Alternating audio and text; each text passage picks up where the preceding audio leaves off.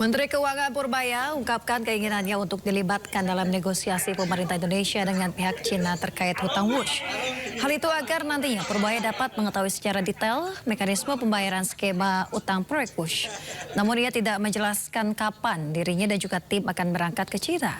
Menurut Purbaya, pemerintah juga masih utang WUSH membahas secara detail model restrukturisasi utang kereta cepat WUSH.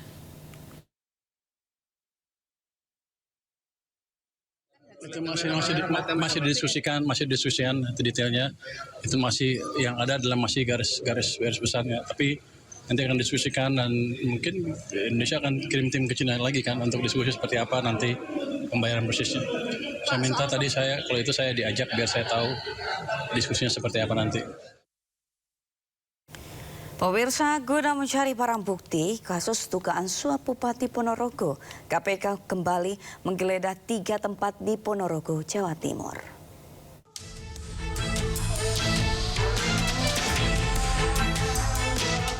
Setelah menetapkan tersangka dalam kasus dugaan suap mutasi pejabat di lingkungan Pemkab Ponorogo, KPK kembali bertandang ke Ponorogo untuk melakukan penggeledahan.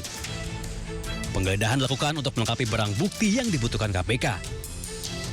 20 orang tim KPK menggeledah beberapa tempat seperti rumah dinas bupati, ruang kerja bupati, dan ruang sekretaris daerah. Untuk mengamankan lokasi penggeledahan, petugas Polres Ponorogo turut dilibatkan. Sebelumnya, KPK menetapkan 4 tersangka, yaitu Bupati Ponorogo Sugiri Sancoko dan Sekda Agus Pramono sebagai penerima suap. Termasuk Dirut RSUD Yunus Mahatma sebagai pemberi suap dan Sucipto, kontraktor pemberi uang kepada Dirut RSUD. Pada bulan Februari 2025 dilakukan penyerahan uang pertama dari YWM kepada SUG melalui ajudannya sejumlah 400 juta rupiah. Kemudian pada periode April sampai dengan Agustus 2025, YWM juga melakukan penyerahan uang kepada AGP senilai 325 juta. Selanjutnya pada November 2025, YWM kembali menyerahkan uang senilai 500 juta melalui saudara NNK selaku kerabat SUG. KPK menaksir kerugian negara mencapai 151 miliar rupiah. Dari Ponorogo, Jawa Timur, Ahmad Subeki Ayus melaporkan. Kita beralih ke informasi lain pemirsa, sebanyak 17 terdakwa kembali dihadirkan dalam sidang kasus kematian Pradaluki Syefril Saputra Namo di Pengadilan Militer 315 Kupang, Nusa Tenggara Timur. Dalam sidang terungkap ada terdakwa yang menasihati korban, namun ada pula yang menganiayanya menggunakan selang.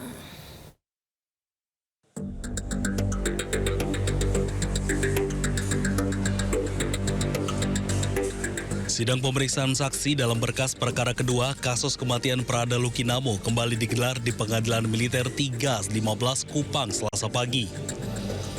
Sebanyak 17 terdakwa kembali dihadirkan dalam persidangan yang dipimpin Majelis Hakim Militer. Letda Infantri Lukman Hakim menjadi saksi terakhir dalam berkas perkara terhadap 17 terdakwa tersebut. Dalam keterangannya, saksi menjelaskan bahwa korban Pradaluki Namo dan seorang rekannya sempat dinasihati oleh beberapa terdakwa. Namun secara spontan, ada pula terdakwa lain yang menganiaya korban. Itu kan sebelumnya itu tidak ada semuanya ada yang melakukan pelanggaran mungkin satwa. Hingga saat ini sudah ada 12 saksi yang diperiksa. Sedangkan pemeriksaan saksi tambahan dijadwalkan akan dilaksanakan pekan depan. Sampai dengan hari ini sudah diperiksa sebanyak 30 orang saksi. Jadi tinggal 1 saksi lagi di dalam berkas yang belum diperiksa, yaitu atas nama Letda Infantri Rahmat, dan besok akan diperiksa.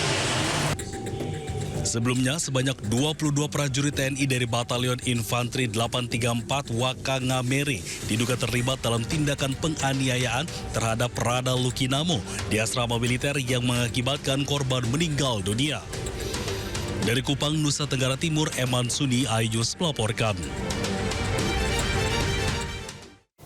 Polda Metro Jaya menjadwalkan pemeriksaan terhadap tersangka kasus tudingan ijazah palsu Joko Widodo, Roy Suryo pada Kamis mendatang. Ya, selain Roy Suryo, sejumlah tersangka termasuk Dr. Tifa juga turut diperiksa. Ya, pemirsa, Roy Suryo akan diperiksa perdana sebagai tersangka. Surat pemanggilan sebagai tersangka telah dikirim terjadwal pada Kamis 13 November 2025 mendatang. Sebelumnya 8 orang ditetapkan tersangka dalam kasus tudingan ijazah palsu Presiden ke-7 RI Joko Widodo. Dari ke-8 tersangka, kepolisian membagi menjadi 2 klaster. 5 orang berada di klaster pertama, sementara 3 orang berada di klaster kedua. Roy Suryo berada di klaster 2.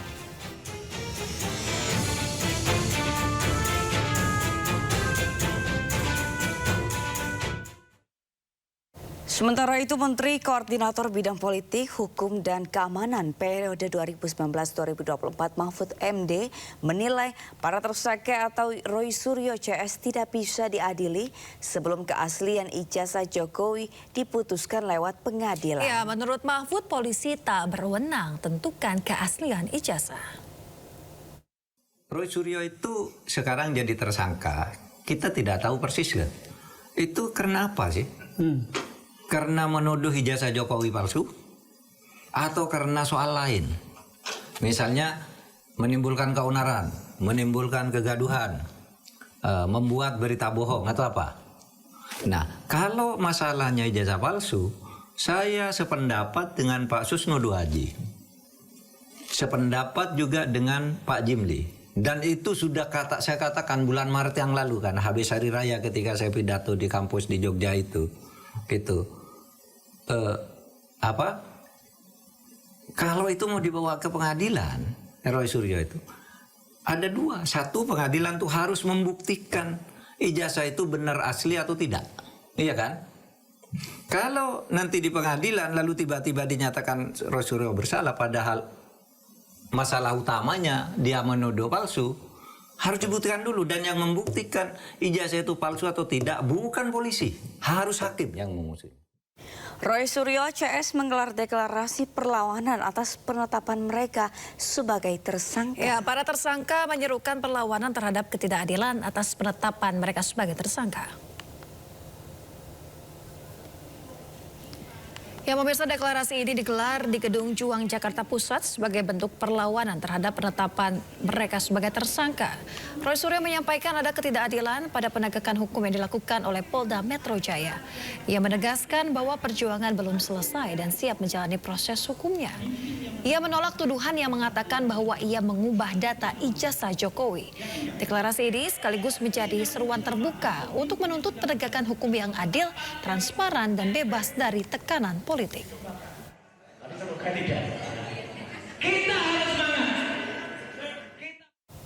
Sidang sengketa informasi pengamat kebijakan publik Bonatua Silalahi dengan arsip nasional terkait ijazah Jokowi kembali digelar.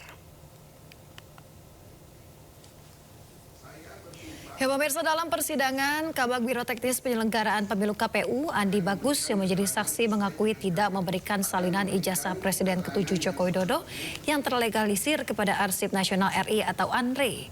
KPU menilai ijazah memang bukan termasuk dokumen yang diserahkan KPU kepada ANRI. Dalam persidangan sebelumnya, ANRI mengaku mendapatkan 17 dokumen dari KPU namun tidak ada salinan ijazah calon presiden. Mohon izin kami tidak hafal, tapi yang menurut saksi yang saksi ketahui bahwa ijazah